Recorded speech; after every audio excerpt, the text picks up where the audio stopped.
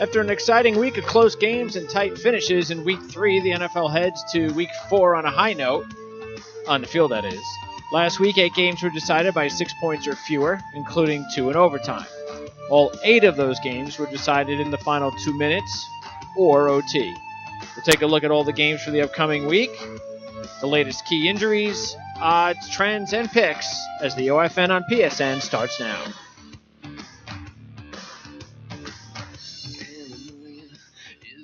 All right, thanks for tuning in to this Week 4 edition of the Ourlads Football Network for this Thursday, the 28th of September. That's right, it's the last Thursday. Actually, it's the last, well, not the last Thursday, but the last day in September that will be coming to you. That's right, it's already October coming up next month, and that means we'll be a quarter way through the season. That should give us a better indication of what's going on with teams, and so hopefully we'll be able to provide all of that information that'll help you to really dissect the best and worst teams in the NFL, and I'm going to do it, and so will my co-host, Tony Mejia, independent sports columnist and exclusive handicapper at VegasInsider.com. So, Tony, how's everything going? Going great, but I'm not agreeing to anything about dissecting, telling people after Week 3 who's good and who's not. Shoot, that's too big a challenge for me. All right. Well, we're going to do our best, though. That's what we're going to do. We're going to do our best. But yes, after what happened last week, it wasn't just the close games that really were probably, in my mind, the highlight or the low light of the week, but it was really the craziness of the week. It just seemed that there were about 5 or 6 teams that did not play well at all. They didn't show up. From Baltimore. See, Baltimore, you can go, okay, they were in London. They didn't show up. Easy excuse. But they were, and then maybe even Miami and Tampa, the whole hurricane thing. Maybe there was a reason that either of those 2 teams showed up on the road in their second games against teams in their third. But then there were other teams that just looked like Oakland and others that were like, I mean, what are you playing, a preseason game against a team in the regular season? Yeah, the worst part about Sunday night was watching Carr trying to take timeouts right before the play because nobody knew what they were doing. I mean, it was at the end of a day where I went 0-5 in the Super Contest, and it ended up being one of the winningest Sundays for books in Vegas history.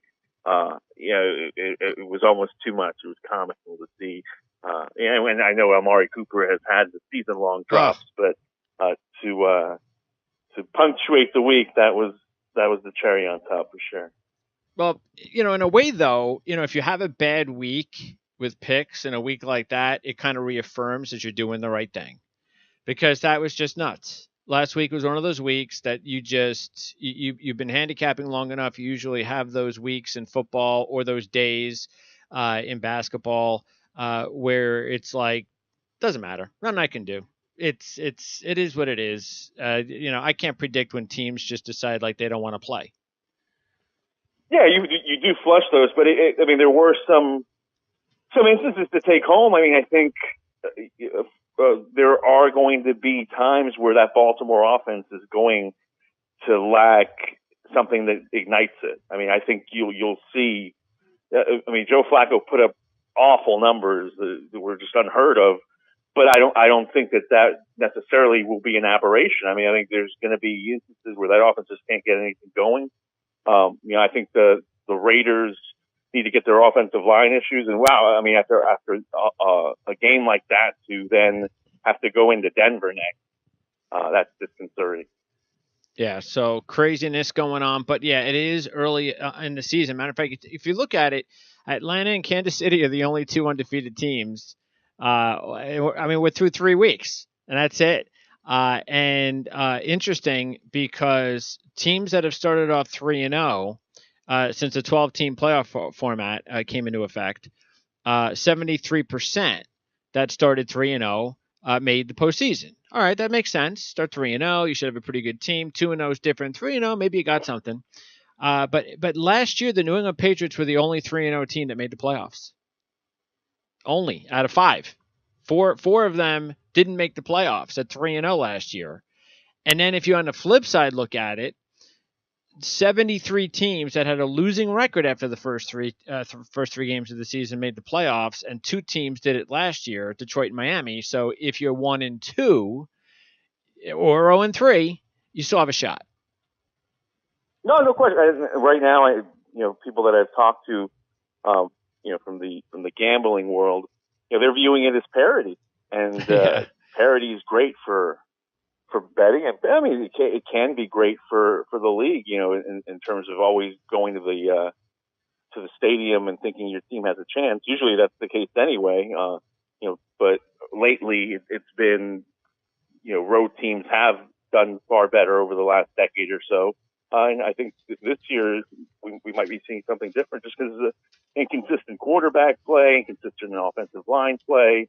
Scoring was down up until, a couple of explosions last week, but it's not like, we got a ton of high scoring games. Mm-hmm. So I think that the playing field has been leveled off a little bit. All right, let's get right to it, as we always do. We'll start off with the Thursday night game, and we've got a rivalry, the longest rivalry in NFL history to this point, Chicago and Green Bay, 195th meeting, and believe it or not, they're actually tied at 94-94 with 6 ties. Both teams are coming off overtime wins last week, which is actually the first time these 2 teams have ever played before coming off overtime wins the previous week, with the Bears getting their first win of the season with that upset win in Pittsburgh. And by the way, I had that one. I had that one on my picks report on Sunday, and New Orleans, so I was happy about that after going 0-2 the first 2 weeks. But Chicago has at least covered 2 out of the last 3 with the Packers. Packers have won 2 out of those 3. Packers have pretty much dominated the series recently, though, winning 6 out of 7. But all the injuries that the Packers have right now, it still looks like Bulaga and Bakhtiari will be out. Perry's out, probably. Daniels is banged up, maybe out. House may be out. That's a lot of key guys that the Packers don't have, and and that's probably not surprising that they just don't look anything like what we expect them to look like when everybody comes back and healthy. Right. I mean, I think that's the central theme tonight is how are they going to shore up those holes? If they have 2 new tackles, one of them is Jordan McRae, who was undrafted free agent out of UCF, but was a center in college, and I think he's probably been in a few training camps. That's going to be one of your starting tackles. The other's, a rookie. So certainly the opportunity is going to be there for Chicago, but you got Aaron Rodgers, who knows how to get things done regardless of what's in front of him. He'll get Randall Cobb back. I think it doesn't take a rocket science to figure out Chicago is going to try to keep the ball out of his hands, try to run the football, try to keep Glennon from firing passes, the same formula that was successful against Pittsburgh. And if you can control time of possession and maybe get the Packers off the field a few times, I think they'll be right in this game. Yeah, I'm not sure. I mean, I look at this game and I say, okay, yeah, I mean, look, I don't see the Bears beating the Packers in Green Bay. I know Green Bay struggled a little bit. Lucky they probably beat Cincinnati, but Cincinnati is still a better team than Chicago. And the last time Chicago, the only other game they played, look, they played 2 tough games at home. We talked about that last week, that it wasn't going to be an easy game against Pittsburgh. They had played Atlanta tough, almost beat them. So now they have basically beaten Pittsburgh and almost beaten Atlanta at home. I mean, that's not bad. But then they go on the road and they get beat up by Tampa Bay. So this is another road test for them, division rivalry. Green Bay has a huge game next week, by the way, at Dallas. So that is definitely a situation that they want to make sure they go into Big D at 3-1 instead of 2-2. And somebody needs to explain to me why the networks decided to put Chicago back-to-back weeks on national TV. That's a mystery, except for the fact that they're in a big market. They'll be on Monday night next week. Hosting Minnesota. So, but you have to be encouraged if you're a Bears fan by that backfield. Jordan Howard was a man possessed in the game against Pittsburgh. I mean, he was banged up, just kept coming back on the field, and then had that big game-winning touchdown run in overtime. And with Cohen, the rookie, they've got something to build on, especially when Trubisky finally gets in there. Maybe they could find some receivers. And John Fox is a good coach. The defense is got some players as well. Next year may be a pretty decent year for Chicago, but still some growing pains, and I expect to see growing pains again tonight. Well, I mean, not terribly imaginative of the Thunder and Lightning nickname that Cohen gave him and Howard. I think we've heard that tons of times throughout different sports. But he's onto the fact that they're explosive, and I think I would not be surprised to see them give the Packers issues. I mean, Green Bay's also got injuries on the defensive end. They probably will get back. Tukey Cogs. I think in the secondary they're going to be shorthanded. But so you think Perry and Daniels will play?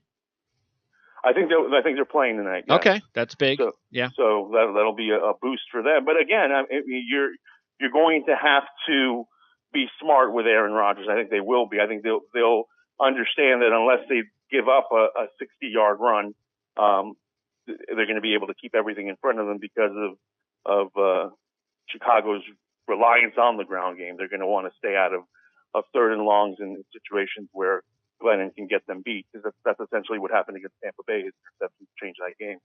All right, but that's a game tonight I'm just going to stay away from. I had the Packers last week. They let me down, and until they can get a little bit more healthy on the offensive line, which is very important, of course, I'm a little bit gun shy about taking the Packers in this one and giving up the 7.5 points that right now are on the board. All right, let's go to London's game on Sunday morning, and New Orleans and Miami, and the Saints are a 3-point favorite. And this is the third trip in the last 4 years for the Dolphins. Of course, the Dolphins are 1-1, coming another one of these teams that we were just talking about that decided not to play last week, even though, again, we can give them an excuse, I think, because we really don't know we didn't really and maybe should have been a little bit more aware of what not to expect from this team after missing the first week. And all right, they won that first game in LA, and that was nice, and Tampa Bay won their first game. But what after that? And I think it was obvious with Tampa Bay getting beat up by Case Keenum and Miami getting beat up by the Jets that affected them. It had to. So the question now for Miami is they got to go to London now. So I don't know if that's a good thing to just immediately expect that they'll be back to looking more like they did in the first game as opposed to against the Jets. And you know what I think about the Saints. I think that I finally saw the team that I thought we were going to see when the season began, but we did talk about the Saints, the fact that they have played some tough teams the first couple of weeks, and they even beat a pretty decent team in Carolina last week. So I think they're the better team here. I wonder how Miami reacts after playing as bad as they did against the Jets. But this is a kind of an even game with the 3-point line, and I'm just going to go with the better team. Say the Saints get to 2-2 and cover the 3. I mean, right now, I think Miami's got issues in terms of beyond their displacement for the week. I mean, they ended up on the West Coast and won. They're going to have chemistry issues on that offense because it is a bunch of moving parts. And Jay Ajayi's had a knee issue that he's trying to play through. They think he'll go in London this weekend, but he was shut down for a reason. Ended up with 16 yards on 11 carries against the Jet defense. That their front's not what it used to be. So beyond that, it's a team that hasn't been home. The only team that doesn't have a home game because Irma canceled that first one. Yeah. So to end up in London, probably not ideal, but at least you get a crack at the same secondary. And I think that was the issue. That's why New Orleans was able to do what they did last week against Carolina. As Cam Newton gifted them 3 interceptions, didn't move the ball through the air, and that's essentially their weakness. So we'll see if Cutler fares better. It doesn't matter if the game is in Cairo or in Miami or in London. It's going to be up to Cutler to take advantage of things that he didn't do last week. I'd go to that Cairo game. When's that game going to happen? Great. Have you been there? No, but it's from what I understand, it's like a place where you can go gamble and have a great time. So, all right, awesome. I have to think about that one. But, I mean, you can go to Dubai too. Yeah, that I know that game about. Is played though, it's all on Cutler. Yeah, and that's why Breeze against Cutler. I'll take Breeze. By the way, no update on Armstead yet. He hasn't played yet. He's been questionable about every week. Streif is also out. So that's they're missing a couple of key pieces, especially Armstead, their best lineman. Even though they get Willie Snead back, but at receiver after a suspension. But no word on Armstead yet.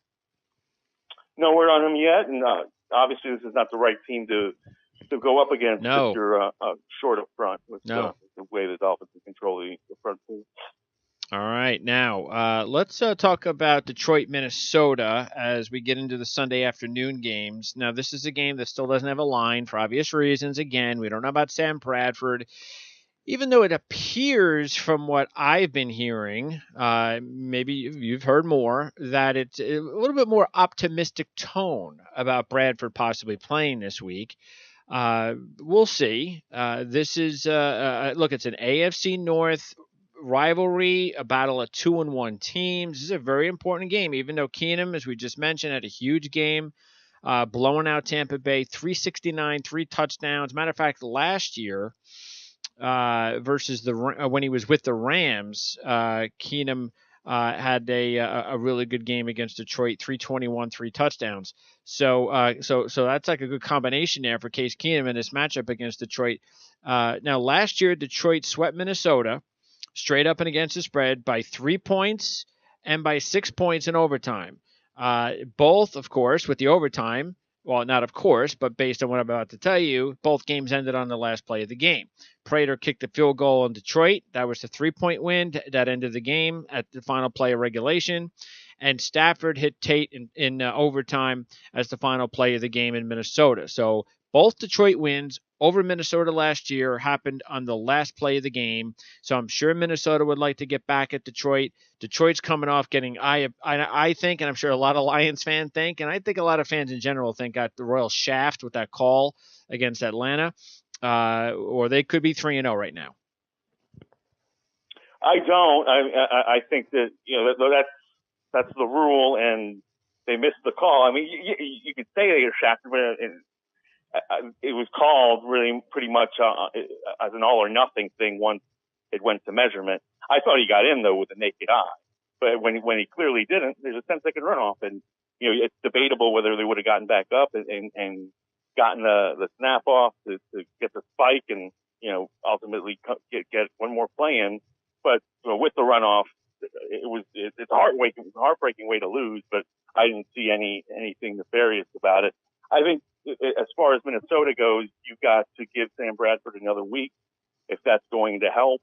I think he's going to be a game time decision probably through October with the way that his injury has been described. So, Keenum did a nice job moving the ball. He really got.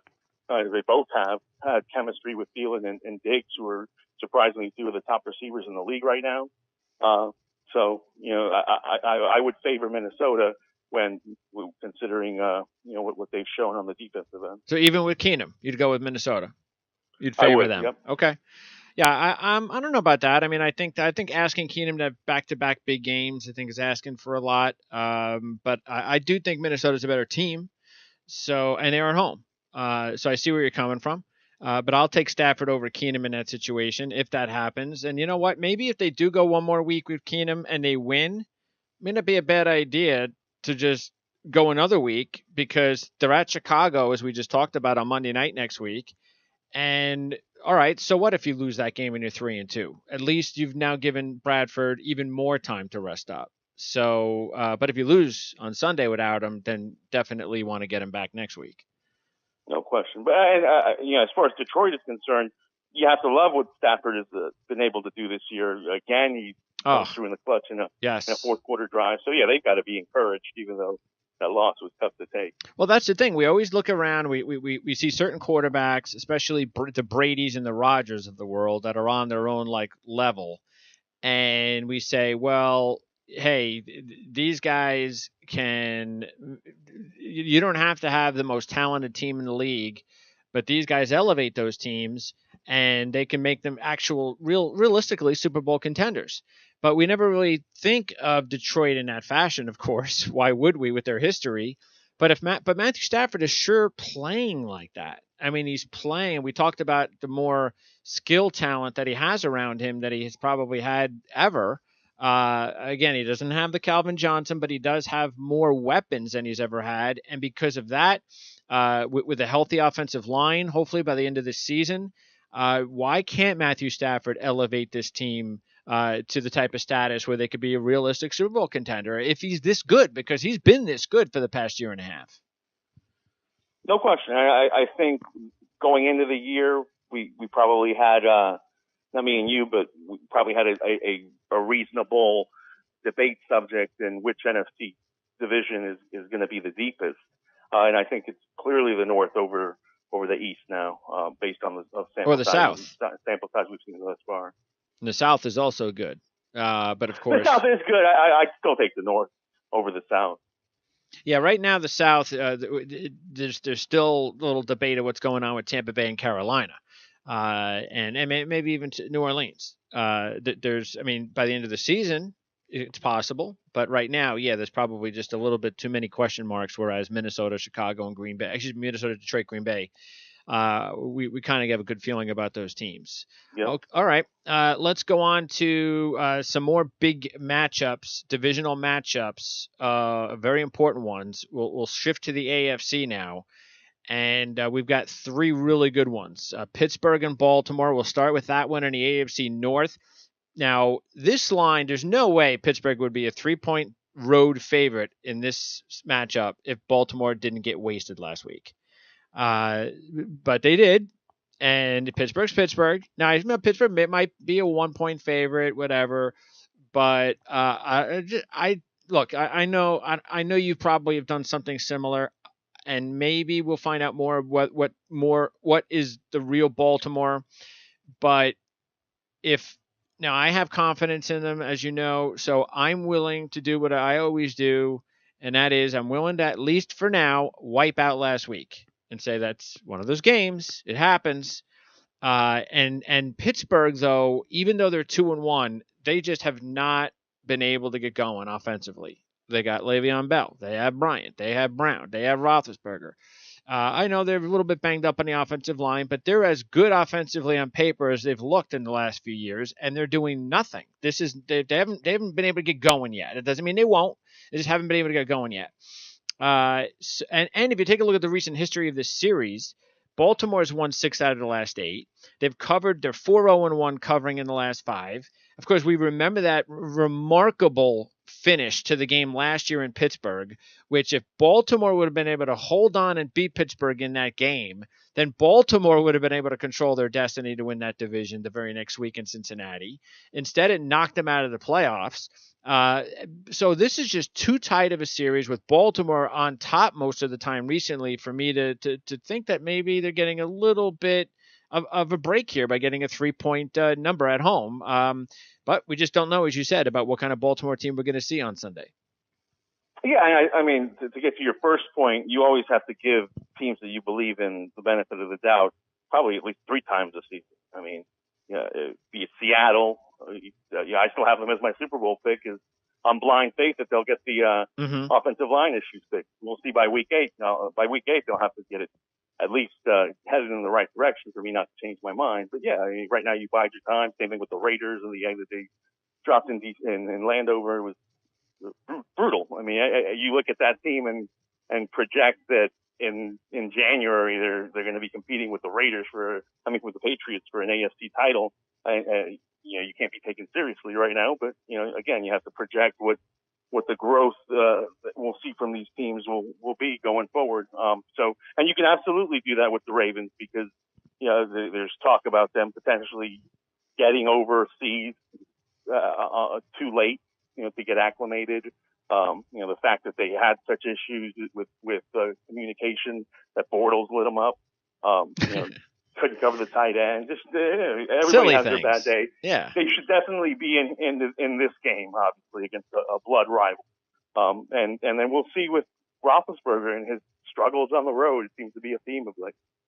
Yeah, I don't know what to make of what's going on. And then, of course, you wonder about maybe particular chemistry following this game, and everything that's going on with it. So will that, in some way, these teams are so close in the NFL that you have the littlest issues in the locker room or with injuries.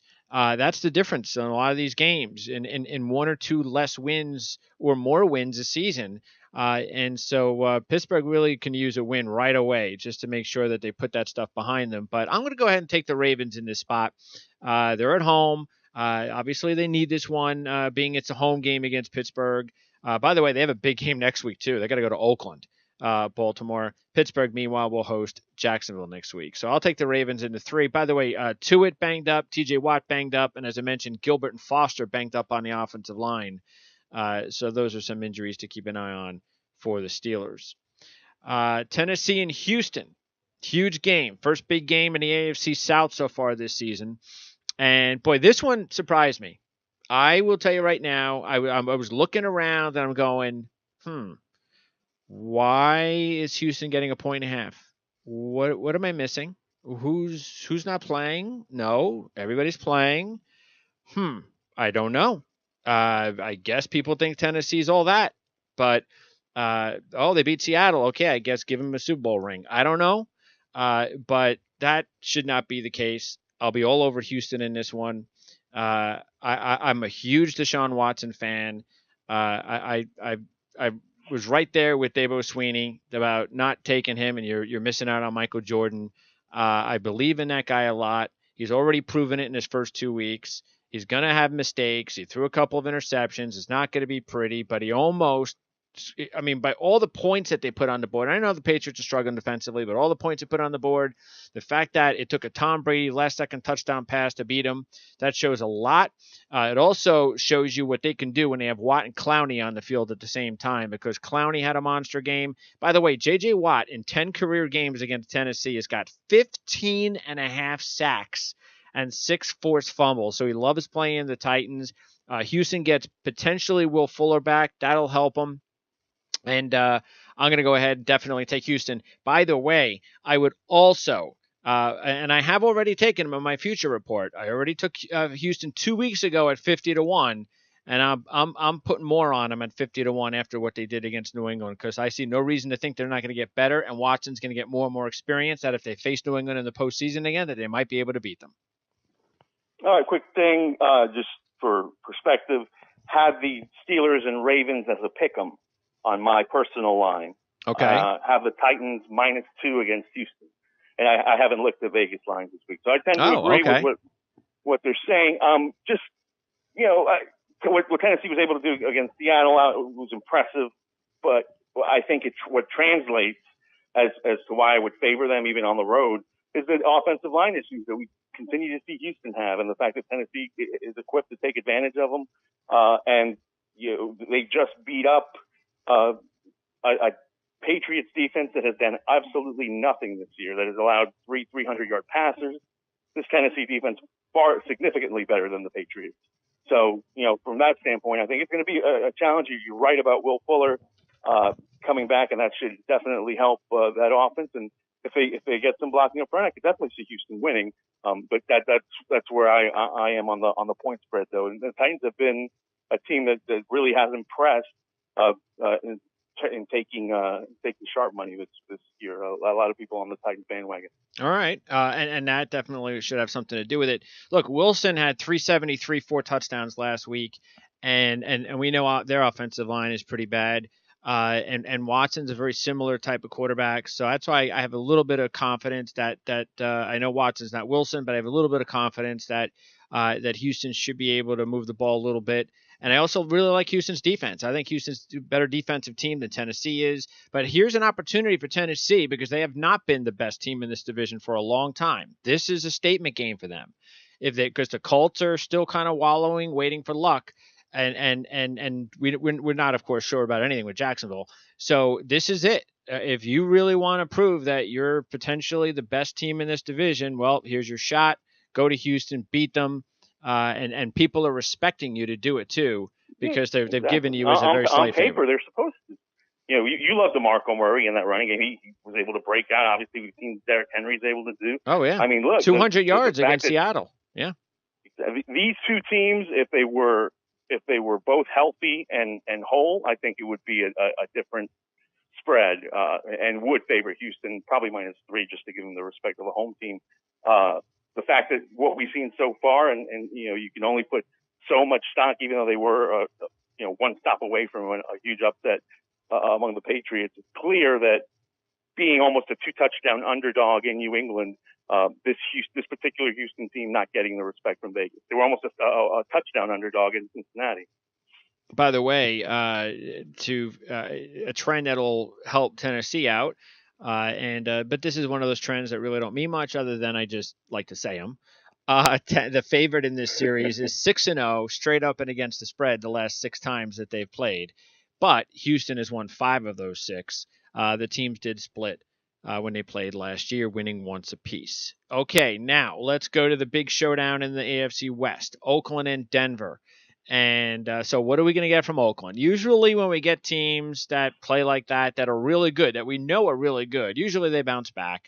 We don't usually see those two performances in back-to-back games. For Denver, well, we talked about Trevor Siemian and not really trusting in everything you're seeing so far, and you got to give him some time. It's just a couple of games, and he's going to Buffalo, and that's a first road game, pretty decent defense, and sure enough, he kind of looked like last year's Trevor Siemian. He's had some decent games and then have some bad games. But Denver couldn't get it done in Buffalo, so they're 2-1.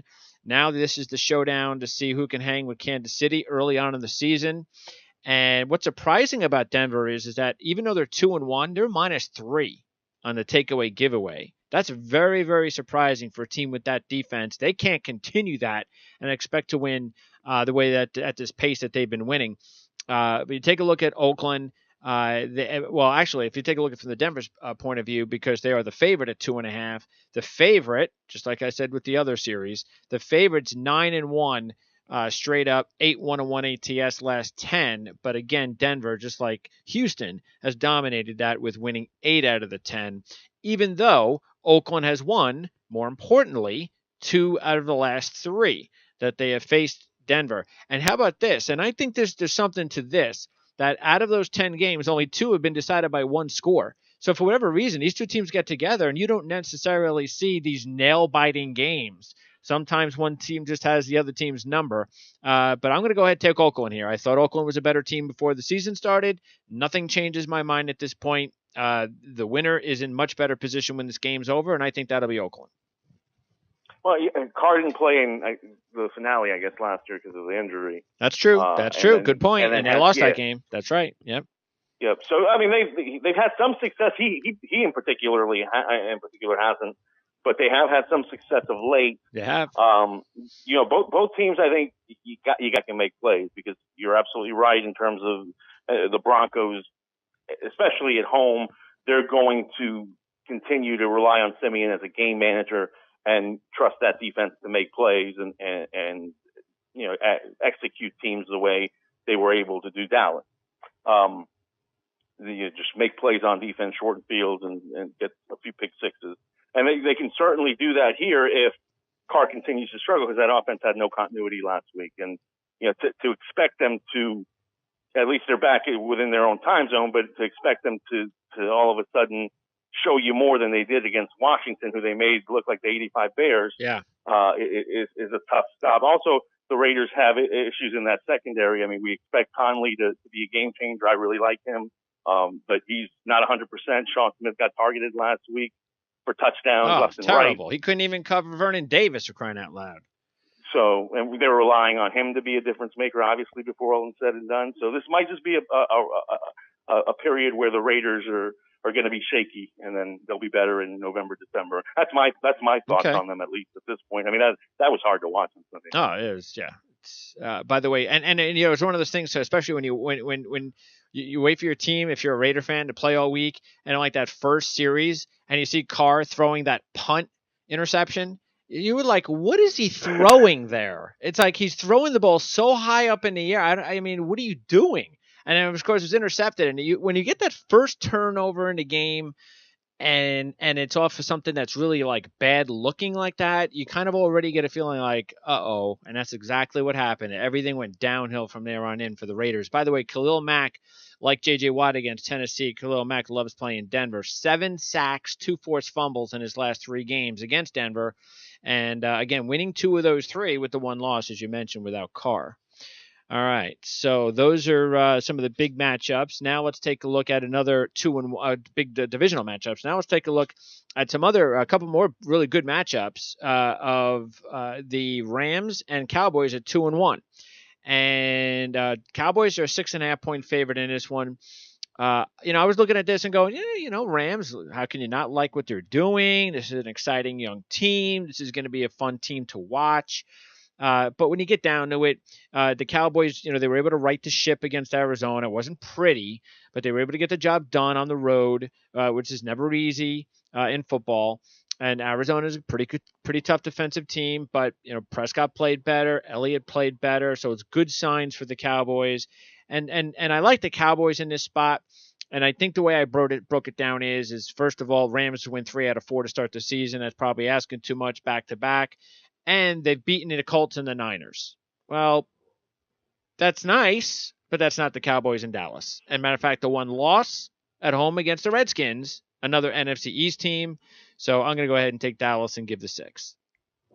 Yeah, I like where the line is because it's where I have it, 6.5.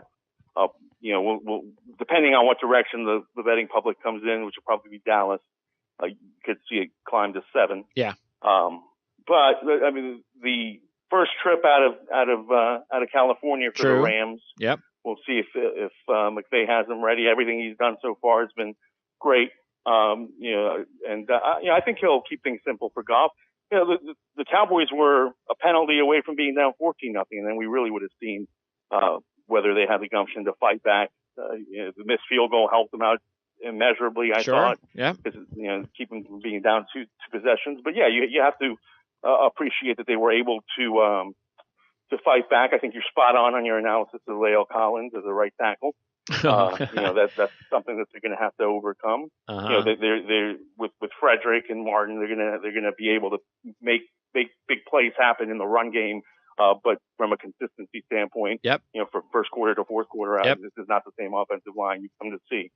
So yeah, I mean, and the Rams could take advantage of that. So this is a really interesting game, one that the LA can steal, I think.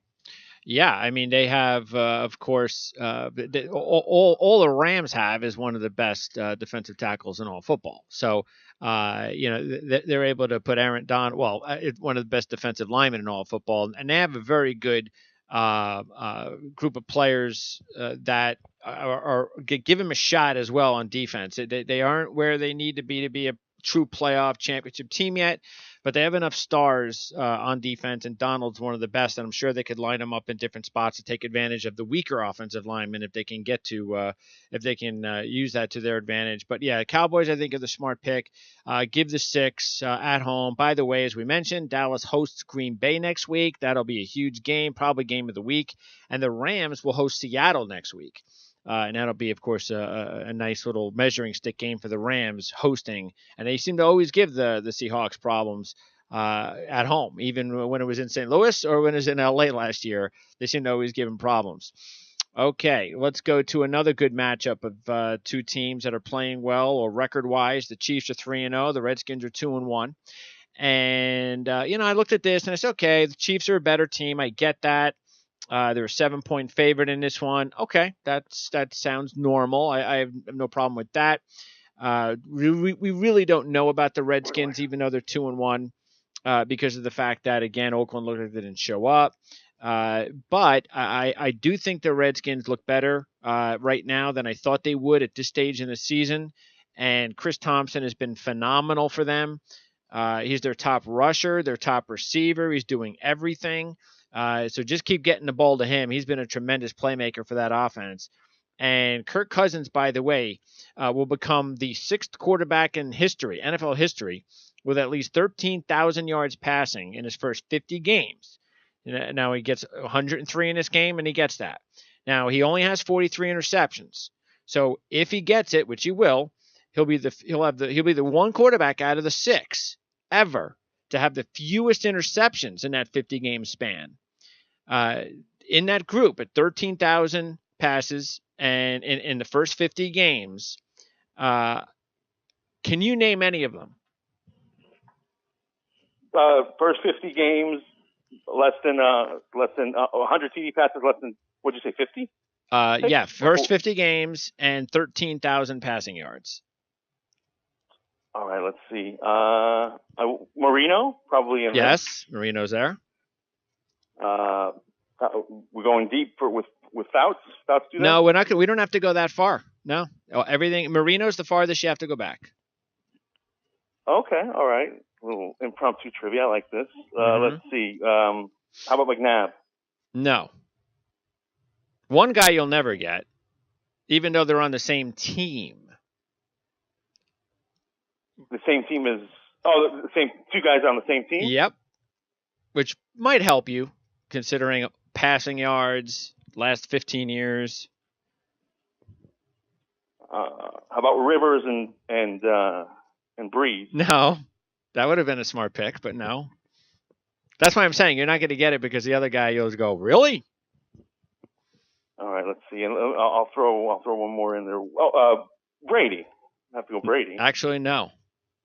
He no? wasn't. All right, remember, that's first 50 games. He wasn't Mr. Passing guy. No, at that that's point. true. That is true. Stafford. Okay. All right. Luck. And by the way, Luck is the guy with the least amount of interceptions in that group. He's got 48. Oh, see, that surprises me. Yeah, that surprised me too. He had 48 through 50 games. So Cousins will actually be the top guy now with 43. And the other two, Kurt Warner and Mark Bulger. Oh, yeah, Bulger, obviously. Surprise there. The two Rams. Yep. That greatest show on turf kind of nonsense that made everybody look good.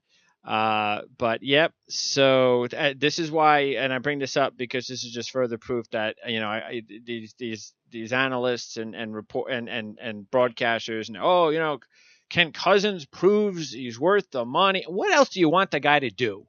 I mean, seriously, not everybody's Tom Brady and not everybody's Aaron Rodgers.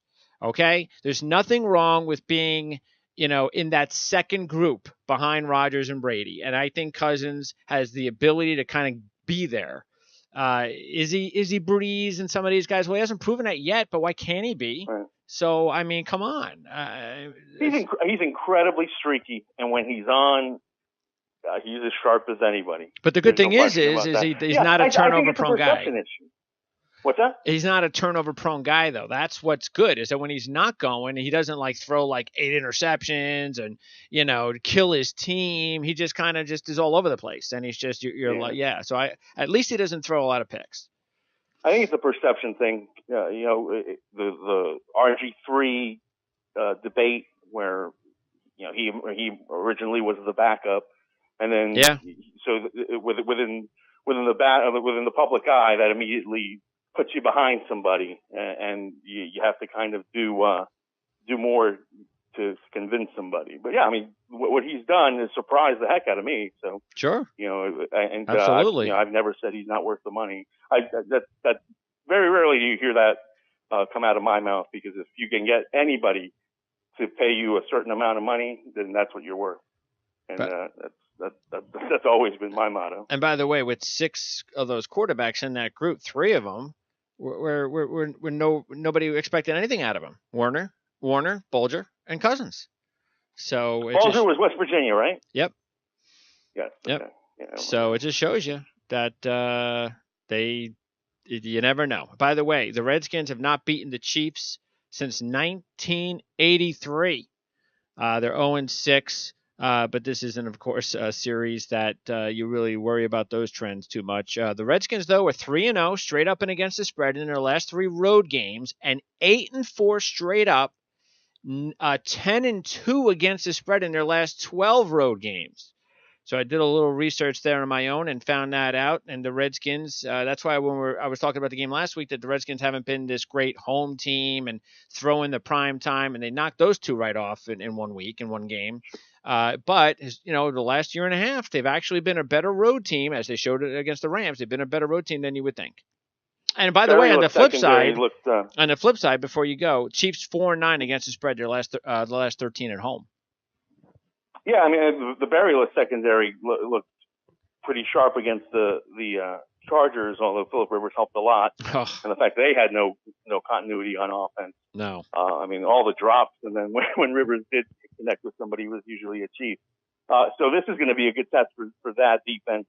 I mean, I think there will be pressure put on Cousins. So in all, this is going to be a fun Monday nighter. Yeah, good Monday night game, and I am going to take the Redskins, though.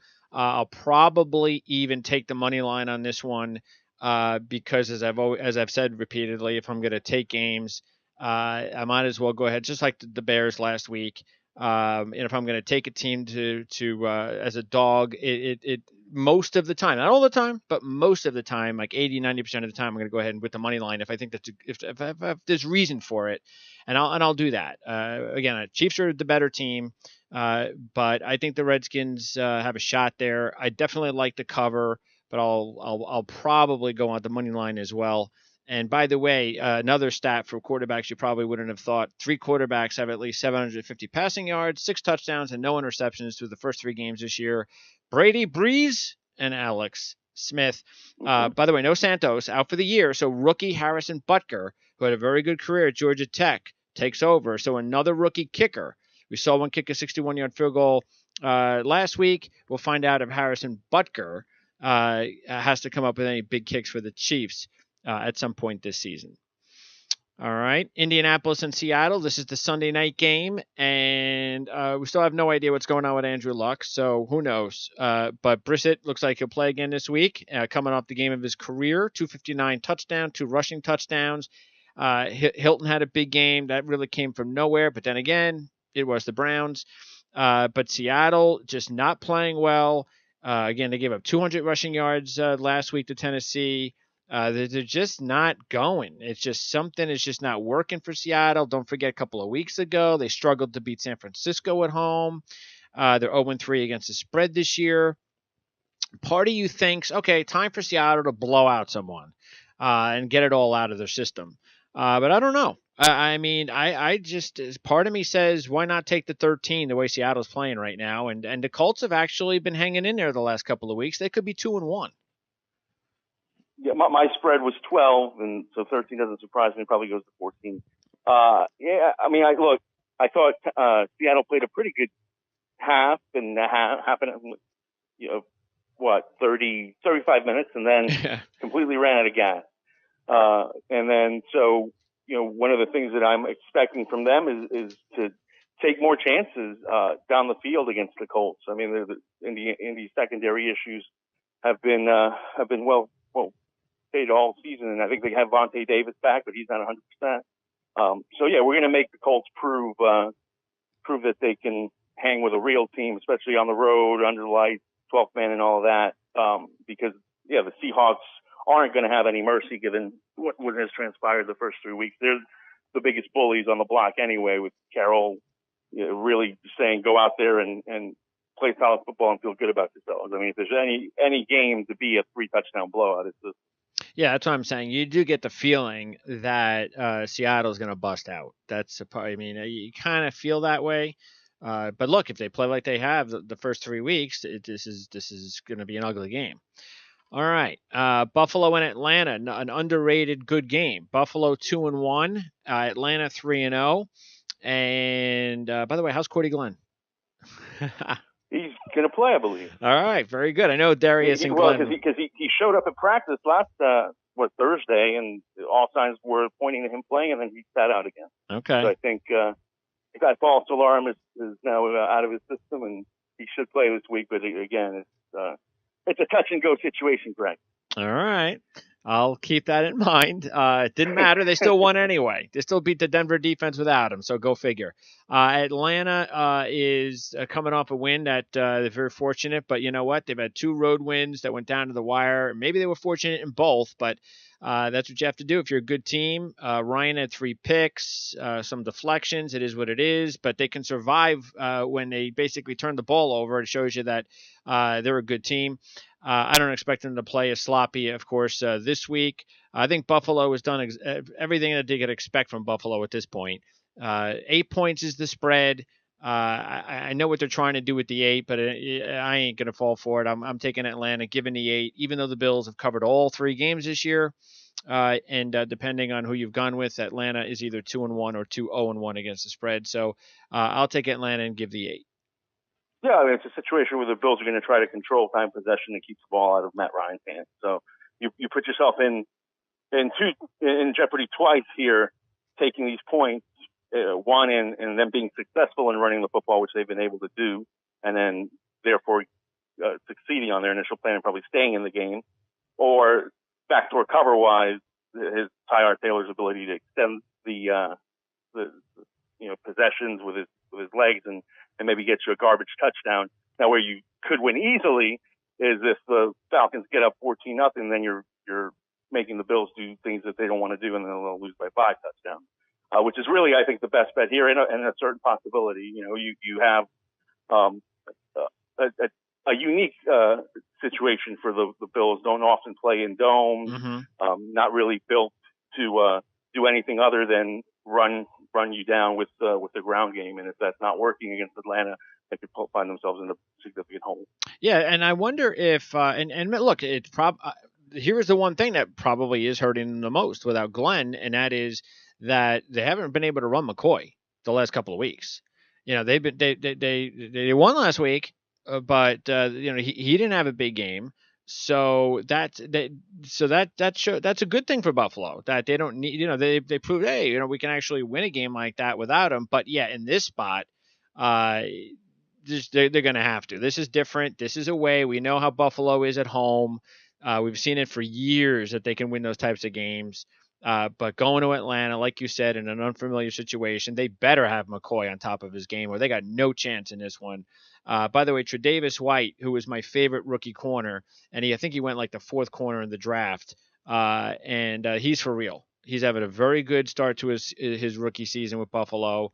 It would be nice to see if he gets matched up with Jones, because it'll be probably a nice schooling, but still, he's going to have a very good career in the NFL. And somebody to keep an eye on for Buffalo, and their defense has been keeping him in all these games. But they're going up against Atlanta on the road, and that's a completely different animal. All right, speaking of Carolina, the Panthers, who beat Buffalo a couple of weeks ago in a really ugly, sloppy game, wound up continuing to play sloppy football. As Newton threw 3 more interceptions against New Orleans last week. And unlike Seattle, I don't look at this and go, oh, yeah, Carolina's just going to kind of wake up and they're going to just be in good shape. No, they're in big trouble. And the fact that the Patriots struggled to win last week at home and the spread's 9, which is a lot more manageable. See, New England's 9 here, and I thought that Houston was getting way too much with 14 last week. So here, I think Houston's better than Carolina, me personally. And yet, and I guess because New England, struggled a little bit last week, it's 9, maybe a Carolina reputation, or 2-1, but I'm not buying it. I think New England cruises in this one. Yeah, I mean, this is the one situation that we talked last week where if the defense couldn't get a handle on Deshaun Watson and the Texans with all the offensive line issues and the receiver woes and virtually no tight ends on the roster that they started with, then we know to ring the fire alarm on New England, and I think we can. But now it's almost the contrast is, if Cam Newton can't take advantage of this bad New England defense that just can't find itself, well, how's he going to? Because his issue has been being unable to accurately pass. So that just puts him completely behind the 8 ball against Brady. He does get Kelvin Benjamin back. They expect him to play if he has no setback. Yeah, for a couple of plays. I'm with you on this one. I think it's a tough sledding for Carolina. Yeah, Benjamin will wind up playing for about a play or two. He'll get hit, he'll walk the sidelines, and then he'll be out for the game. That's the story of Kelvin Benjamin's career. But they also got some other guys banged up too. Not sure exactly if any of these guys. I know Khalil's been out. I'm not sure if they expect him back. And they got some defensive guys that are a little bit banged up too. Latulele, Davis, Worley. So I don't know if they're going to be okay or not. But yeah, I expect the Patriots to really hand it, because look, Newton. It wasn't like Newton played a good defense last week. See, Newton played a defense that can't possibly be better than the Patriots, and he still was terrible. So I think they're in big trouble. I think we both agree on that. By the way, the Patriots are in Tampa Bay on Thursday Night Football, a week from today. Carolina will be in Detroit. Philly is at the Chargers. I remember I was talking about how disappointed I was at Anthony Lynn and being conservative and taking the ball out of Rivers' hands and going to the rookie kicker, and he misses the field goal and they lose. Yeah. And see, in my mind, and again, this is in my mind, I think we saw the residual effects last week. I just think watching Phillip Rivers play, I think remember we talked about all the close losses over the last few years, two more close losses this year, three more. I just think that he's mentally exhausted and frustrated, and I think we could see it on the field. He was not just the receivers, but he also was awful last week. It was just terrible. And maybe they rebound. You know how good he is. We get it. But I don't know. I think they're in trouble, and they're going to be a favorite in this game. I mean, I'm sorry, but they shouldn't be favored over any team that is halfway decent like the Eagles. I don't care if they're going out to the West Coast or not. I'll definitely take the Eagles into 2 points here. I got this as a pick. And so, yeah, I mean, look, Philly's got their own QB issues with Wentz. And he's so talented, but he's young. So, they could have blown out the Giants, made all the whole 61-yard field goal obsolete if they just taken care of business in game before the fourth quarter rally. So Philly goes now completely to the opposite coast. It's a new experience for a lot of these guys. So I can see why you're giving them the nod by calling it such a small favorite, because otherwise they would be probably favored by more based on what we see from the Chargers thus far. So, like I said, I had it as a pick 'em and definitely would lean Philly, but you can't count out Rivers, and I don't expect that offense to look as bad as they did against Kansas City. Even though one of the issues for Rivers was having very little time to get anything going, any real time in the pocket. They were sending Justin Houston and really getting pressure. So the Eagles are capable of doing the exact same thing. By the way, the Chargers, as a favorite over a 2-1 team, they've lost. I'm just putting it out there. The Chargers have lost 8 straight games. Okay, so they've lost the first 3 this year, the last 5 this year.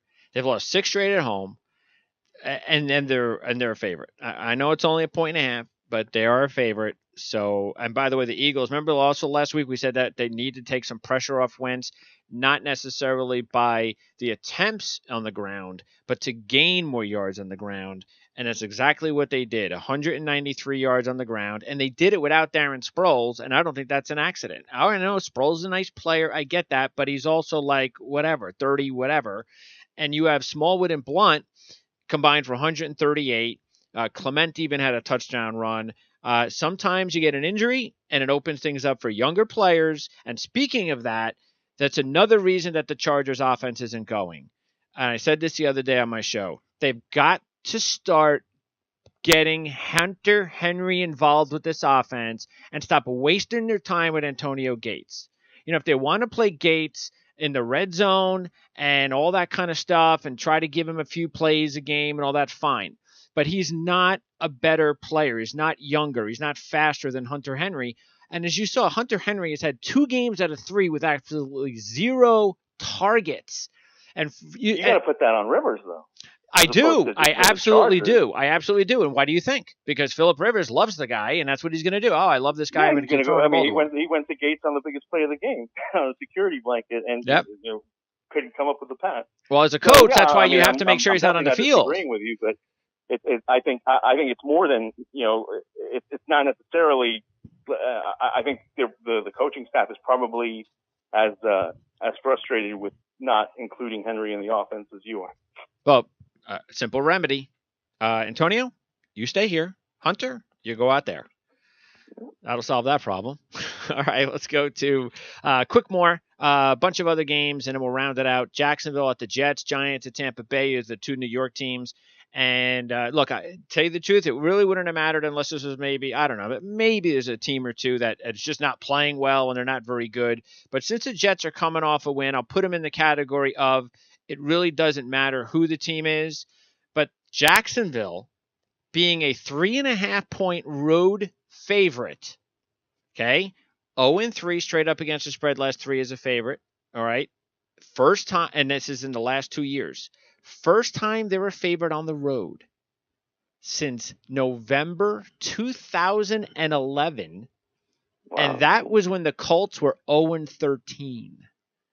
and they're a 3.5-point road favorite coming off a huge win in London. So 4 points I can get in this one, even if Jacksonville wins a close one. I'll take the Jets. I've got it at 3.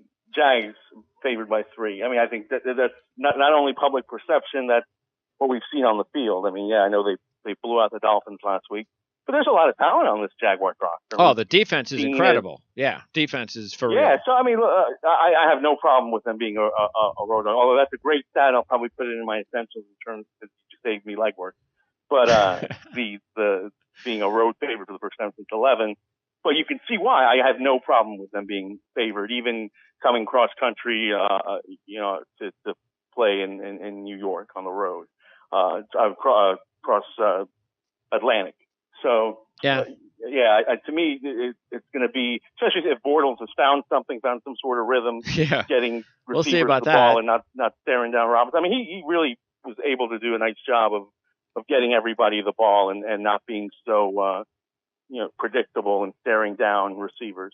So just imagine how huge that would be for the Jags if Bortles actually starts playing well with that defense. Yeah, absolutely. I mean, it'd be for real because that defense is for real. They lead the NFL with 13 sacks. And by the way, just like I said with the Eagles situation with an injury, same thing will benefit the Jets. Having Matt Forte out and having Bilal Powell in will be a benefit to that Jet offense. He's clearly better than Forte at this point in their careers, and that'll help. All right. Giants, Tampa Bay. Tampa Bay favored by 3 at home, coming off an ugly loss at Minnesota. Again, is it the hurricane situation coming back that we just can't really have can't figure out what's going on there? Or is it just the fact that Dirk Cutter isn't any good, which I kind of agree. I just don't like Dirk Cutter. I think Dirk Cutter can do a decent job of getting his team offensively to play pretty decent most of the season, but he's not going to win a lot of games, big games for Tampa Bay as a head coach. They'll eventually move on and figure that out. And Jameis Winston has got to start picking it up. I think it's about time that he starts proving that he's a franchise quarterback. But the Giants are 0-3, and they're desperate. So, this is a tough one. I might actually go with the Giants in this one. Maybe what happened in the fourth quarter, and maybe it was just what they needed to kind of start getting something going. Yeah, and both teams need this game really badly. So this is one that you can't miss from the sheer passion standpoint. I think it swings on an interception. Look who your quarterbacks are. Jameis against Eli. So one throws a pick six, and whoever returns it wins. And David's out. That's a big loss for Tampa Bay. And sure. And McCoy's banged up. Grimes is banged up. Alexander's banged up. So they're a little bit banged up on defense, and that's something that to keep an eye on because, again, the Giants have that weak offensive line. Giants are 5-0 versus the Bucs since 2003. And as you mentioned, the Bucs need this one bad, too, because they are playing, as we mentioned, the Patriots on Thursday Night Football at home. So they don't want to be 1-2 taking on the Patriots on Thursday Night Football. And, of course, the Giants don't want to be 0-4. Cincinnati and Cleveland and San Francisco at Arizona. Just a couple of quick things here. The Bengals are 5-0 straight up and against the spread their last 5 versus Cleveland by a 152-40 margin. They have destroyed the Browns. And you know what? 3-point road favorite in this spot. I'd give the 3. Why not? Bengals are a better team, and I'll go with them there. And I'm also going to pick the Niners as an upset over Arizona. Arizona's a 7-point favorite at home. Still see that there's issues there with Arizona. As you talked about, they couldn't just finish the job early against the Cowboys. Just don't think Arizona's playing very well right now. No David Johnson really hurts them. They have won 4 straight against the Niners. But keep in mind, San Francisco lost by 3 to Seattle and by 2 to LA. And maybe they would have even been able to beat them if it wasn't for that terrible call against Trent Taylor, that offensive pass interference at the end of the game that just robbed them of any chance to actually set up a game-winning field goal. So I think San Francisco has proven that they're overdue to get by and win one of these games. And this is a good spot for them to do it at plus 260 on the money line. I agree with you that this is one the 49ers could get really just troubled by Arizona because Palmer, when you give him time to throw, can still put it where he needs to, but that offensive line is awful. That's right. Yep. Injuries. We'll see if San Francisco is able to get healthier on defense, which obviously cost them against the Rams. But on the flip side, now they've had a couple extra days to get ready for this one. So I would tend to agree that that's a winnable game, and certainly one that you would want to take points in if you touch. It's a shame because you see guys like Larry Fitzgerald potentially calling it a career, and he's not going to win anything before he goes out. No, it's not looking like it. And like you said, the offensive line, Boone's out, Humphreys is out, Iapati's banged up, and then you mentioned the extra time. San Francisco playing on a Thursday and Arizona playing on a Monday. So they got a little bit of a scheduling help there on days of practice, and if they can't take advantage of that this week, then that's not good. So I think the Niners will. Okay. And the Marvin Lewis regime if they can't beat Cleveland, especially with Perfect back. Oh, yeah, that's true. Good point. I did write that down and didn't talk about it, but you would think that the Bengals, after almost beating the Packers, getting Perfect back, that's going to help them in the locker room and on the field. So, all right. So that is it for week 4, and everything else going okay over at Vegas Insider, Mr. Tony? Yes, sir. Take a look at the college football coverage with a dozen, previewing the top matchups this week. We'll have 2 Friday ones, so it makes it a little bit unique, but both Duke, Miami, and Washington State, USC should have a national impact, which is weird to say with Duke and Miami, but both undefeated in ACC play. Yeah, I'm looking forward to it. And then beyond that, we got the essentials, obviously, all our great content for both college football, and MLB with the playoffs right around the corner, and NBA, which starts early this year. Awesome. Yeah, I was actually surprised to see USC only a 3.5-point favorite at Washington State. I was okay. Well, all right, we'll see about that. The Fighting Mike Leaches, they got a shot at this one, especially because I heard a great in place because this is an NFL podcast that Darnold is showing off for scouts and that's what's hindering SC with all the risks that he's taking, because there's clearly an 8-yard pass that would move the chains, and he's going to spread it out for a 15-yard lift down the field to get on SportsCenter. I forgot where I heard that, but it makes sense because they dominated Stanford in the game they had to win, and against Western Michigan and Cal and another one, Texas. Yeah, Texas. There you go. They flirted with disaster. Well, that's why you don't tank in the NFL, because you never know how these guys are going to play when they're young and they don't have experience. And by the way, Dan Shanka said that because he has his first projection for the 2018 draft out, he has Sam Darnold as his 3rd rated quarterback right now, behind Baker Mayfield and Josh Rosen. So he just thinks Darnold is just too young right now, too inexperienced. He's got a lot of growing up to do, and he's just throwing way too many picks. So he's got to grow up. He better grow up fast. And you know what? If he doesn't grow up on Saturday night, maybe they will lose. Maybe that line does make sense. Who knows? Thanks, Tony. All right, Greg. Appreciate it. Join you next week. All right. Excellent. So Tony Mejia is with us every Thursday. We never know what time, but he's with us every Thursday talking NFL. Next week, it's week 5. All right, so don't forget, you can also check out all our on-demand shows on YouTube or iTunes under Prime Sports Network. You can participate on the show by sending your tweets or messages through our tweets at PrimeSN. Don't forget, you can check out Ourlads.com for the best NFL and college football depth charts in the business. And we'll see you tomorrow. 2 shows on the Ourlads Football Network tomorrow. Fantasy football at 2 and our college football preview edition at 4. For Tony Mejia, I'm Greg DePalma. Thanks for tuning in to the Ourlads Football Radio Network.